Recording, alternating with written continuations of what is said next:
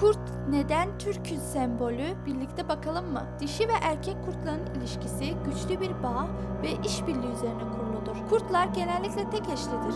Bu zaman çift olan dişi ve erkek kurt sürü içerisinde lider seçilirlerse birlikte hareket ediyorlar ve yavrularını birlikte büyütüyorlar. Erkek kurt sadece avlanmakla kalmıyor, aynı zamanda dişisini ve yavrusunu da koruyor ve besliyor. Bu güçlü bağ kurtların sürü olarak hayatta kalmasını ve nesillerini devam ettirmesini sağlıyor.